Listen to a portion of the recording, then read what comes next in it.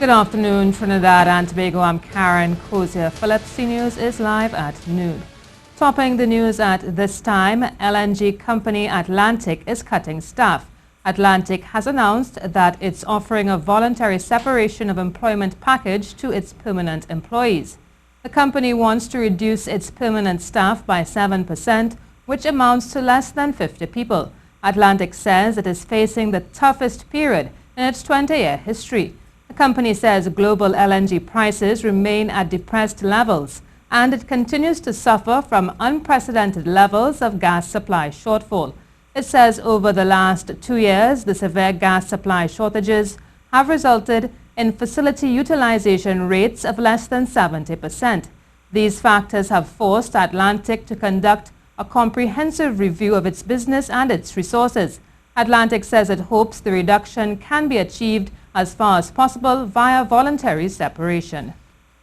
To other news now, opposition leader Kamla Persad Bissessar has said she condemns any attack on religious leaders in this country. The Siparia MP was speaking at the United National Congress Monday night forum at the St. Helena Hindu School. She also criticized the robbery of Roman Catholic priest Father Clyde Harvey. First of all, I condemn any attack on any religious leader. It could be Satmaraj of the Mahasabha, it could be from Swaha, from the Anglican Church, the Catholic Church, the Presbyterian Church, the Muslims. I condemn any attack on any religious leader in our country. With the crime Rudy has spoken, when we condemn that brutal attack in a church against Father Harvey, just shows the state of lawlessness we have reached. She said, however, the Prime Minister and his government were also attacking religious leaders through their statements in the child marriage debate. Kinds of attack. You can attack like that with a gun, but you can attack with your words. You can have verbal abuse. And I condemn the Prime Minister and any of his government for making attacks that are unwarranted against religious leaders in our country. To some crime news now, a shooting in Laramine has claimed the life of one teenager and hospitalized 2 others. According to reports, at around 10:30 p.m., gunshots rang out at Phyllis Street after a Mitsubishi Lancer was seen speeding through the community. 18-year-old Kimroy Marshall of Grace Lane was fatally hit when the shooting occurred. Another teen, Devon Ross, also of Grace Lane, and a 76-year-old Carmen Henry of Anthony Street were also hit by gunfire. The vehicle sped off towards San Fernando. The 3 were taken to the San Fernando General Hospital, but Marshall died at the medical facility on Tuesday morning. Police have no motive for the incident up to this time. A teenager was shot in Enterprise on Monday night. According to reports, at around 9:30 p.m., the 19-year-old was at Gopal Avenue when he was shot in the back. The bullet exited through his stomach. He was taken to hospital where he is still warded in a serious but stable condition. The Occupational Safety and Health Agency has launched an investigation into an incident at Massey Gas Products Limited, which claimed the life of one employee. 32-year-old Gary Mohammed succumbed to his injuries at hospital last Friday, 1 week after a cylinder exploded on him at the facility. In the sitting of the Senate today, Labor Minister Jennifer Batiste Primus confirmed investigations have already begun. The OSH agency is in the process of conducting a full inspection of the entire compound of Massey Gas Products to ensure that not only the area where, unfortunately, the fatality occurred, but the entire operations of that company. Asked when the report can be expected to be completed, the minister said she could not say at this time. She did say, however, that government was looking into beefing up staffing at the authority to allow for swift delivery of reports. This is the CNews Live report at noon. Remember, you can keep up to date with all the latest news on our website at ctvtt.com, or you can check out our Facebook and Twitter pages at CNews Live.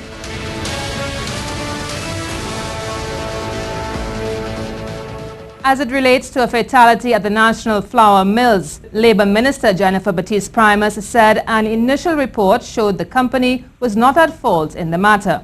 McAllister Charles, who was a plant superintendent of the feed mill, died yesterday, 4 days after falling on a staircase at the facility. The investigation into the matter was conducted on Monday.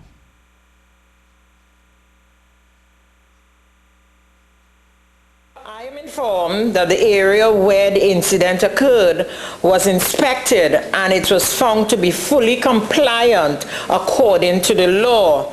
However, the particular inspector is in the process of inspecting the entire compound, not only the area where the fatality occurred.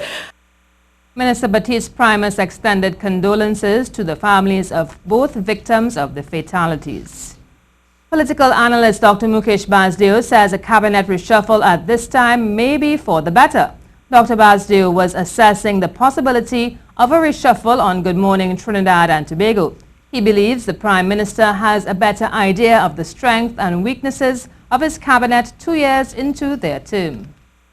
Some of the ministers, based on their 2-year experience, they may perform much better in a different portfolio than the one they currently hold. And the Prime Minister is the best to decide which portfolio these ministers may be best suited for, because we are looking really at 2 years. Some came into office, they made minor transgressions, they made errors and so forth, and it has occupied the attention a lot. For the first 2 years, the Prime Minister had to actually out a lot of fires in this context of ministers and their inexperience of understanding. Opposition Leader Kamla Persad Bissessar has hit back at the Prime Minister's claim that her party was attempting to cause chaos through the courts. Last Wednesday, the Prime Minister said the opposition was attempting to make the country ungovernable and using the court as their means to do so. The opposition leader, speaking at the UNC Monday Night Forum, however, said the court was the place to go to settle disputes. The Prime Minister has a problem with that. So don't talk in the Parliament. Don't use your rightful access to courts. Don't go to court. He says we want to create chaos and mayhem by going to court, but that's the place to go. We don't live, and we should not live by the law of the jungle, although it's happening in some cases. We live by the rule of law. Well, more needs to be done to improve handwriting and penmanship skills in Trinidad and Tobago. This from Education Minister Anthony Garcia, who says the digital world is affecting primary school students. Speaking at the launch of Penmanship with a Purpose, Handwriting Matters right from the start, Minister Garcia says the idea is to start at a young age. We live in an age now that people might refer to as the digital age, where there is an emphasis on texting and sending messages through our telephones and through the computers. And a very little emphasis is being placed on proper handwriting skills. Here now is Ian Wallace with your afternoon weather. The wet season carries on, and as we go through the month of June, it is set to be above normal in terms of the amount of rainfall. So definitely into the next few days, there will be a lot of moisture coming through, especially over southern parts of the island chain. Look for the possibility of some showers turning heavy and thundery as you go through the heat of the afternoon. The temperatures may struggle, however, under the cloudiness, possibly no higher than 32 degrees Celsius nationwide. For those heading offshore, look for moderate chop of 2 meters to the Caribbean and the Atlantic, easterly swells of 8 seconds and easterly winds of 15 to 20 knots, with your high tide at 7 p.m. That's the latest weather, and I'm meteorologist Ian Wallace. In the next 5 days, Trinidad and Tobago will play host to some 600 military personnel from 20 countries. It's all part of exercise Tradewinds 2017, a multinational maritime security and disaster response exercise in the Caribbean. Phase 1 took place in Barbados last week. This week, Phase 2 begins right here. States militaries want to bring the region together to treat with issues both of security and of disaster response. This year's exercise is in fact a multinational maritime security exercise treating on both maritime security issues and disaster response issues. And the activities will be focused in the Chaguaramas Peninsula, and residents are being alerted not to be alarmed. So that you will see foreign troops in Trinidad and Tobago bearing arms, But again, it's a training exercise. And as much as possible, there will be no inconvenience to the public of Trinidad and Tobago as we conduct those exercises in the interest of the people of Trinidad and Tobago. During the maneuvers, those nearby may hear the sound of blank gunfire and witness occasional flares. Apart from the training and skills development to be had from the exercise, one school on the peninsula, the Carenage Boys Government Primary School, will benefit from a little extra attention. Collectively, our troops will visit that school, and you know how that experience goes with young students, and do some refurbishment of the school, like painting and so on. The entire exercise will be led by the United States Southern Command.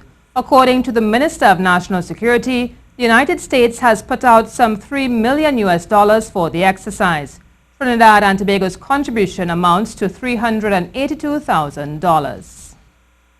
Roy Cape All-Stars announces a name change to the All-Stars. The band, in a media release, said the name change is a natural progression from the organization, which has been home to several soca artists over the years. The All-Stars says it is forever indebted to Dr. Roy Francis Cape's vision, passion and selfless life's work. And the band looks forward to supporting Papi with his continued philanthropic efforts as chairman of the Roy Cape Foundation. The All-Stars, expressing appreciation to the loyal fans for their unwavering support through the decades, says with this transition, the team looks forward to continuing its highly successful season of Brass Global Tour 2017. Blacks Tizzy, Ricardo Drew and Tedison John continue as lead vocal frontline with the veteran band. The musical director Carlisle Juiceman Roberts will continue as the head of the band.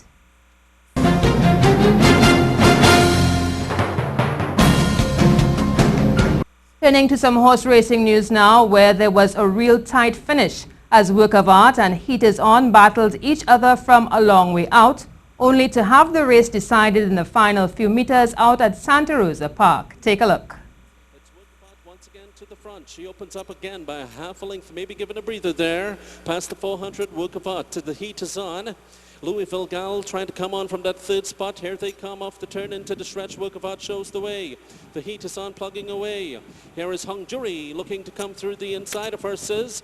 Don Pedro too looking to split horses up on the outside. Louisville Gal, it's Work of Art trying to hold off. The Heat Is On, Hung Jury and Louisville Gal. It is Work of Art. The Heat Is On coming back on the outside. The Heat Is On searching. Here is the Heat Is On maybe. The Heat Is On maybe by a nostril, but it was tight. Work of Art tried to take them all the way. Louisville Gal was right there, followed by Hung Jury and Don Pedro. 138-1. That's it for sport. And that's how we end our CNews report at noon. I'm Karen Koze-Phillip.